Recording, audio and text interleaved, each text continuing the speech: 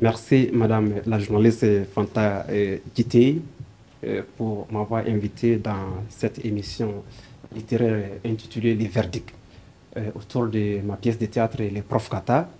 Et avant de donner euh, mon verdict de ce que les invités Diakouba Sanogo et Dede Belko Diallo ont dit, et je voudrais d'abord les remercier pour avoir accepté l'invitation et les encourager et surtout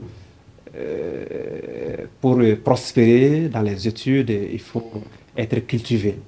Et je pense qu'ils sont sur cette voie. Et maintenant, venons-en au verdict.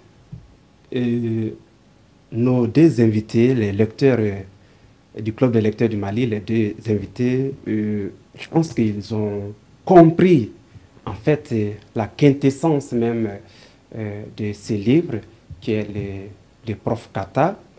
Et à travers les réponses données, en tout cas, je suis très satisfait de leurs réponses. Ça veut dire qu'ils ont lu le prof Kata et ils ont compris les messages que je voulais véhiculer à travers ces livres.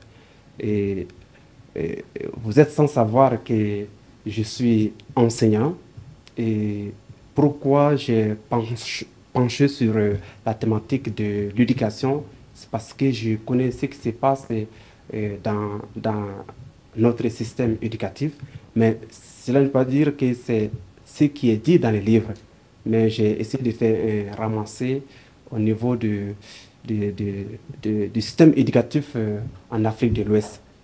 Et quand je suis allé à l'INSUP, après ma formation, j'ai vu qu'il y a eu le problème de gestion des enseignants. Ensuite, au cours de ma formation à l'INSUP, il y avait assez de grèves, grève des enseignants pour beaucoup de raisons, grève des élèves et étudiants pour des raisons comme la bourse, etc. Et finalement, moi, je me suis dit, mais et pourquoi toujours ces grèves? Qu'est-ce qu'il faut faire? Ça veut dire que j'ai voulu donner la voix aux gens, interpeller les autorités de nos États à avoir un esprit, c'est-à-dire à mettre l'éducation, je vais dire, au premier plan. Parce qu'aujourd'hui, à chaque fois, on dit les développements. On parle du développement, mais réellement, pour qu'un pays se développe, il faut quoi? Il faut des ressources humaines de qualité. Et les ressources humaines de qualité, on les forme où? On les forme à l'école. Et pour que ces ressources humaines soient bien formées, il faut mettre les gens qui doivent les former dans les conditions. Et ça veut dire quoi?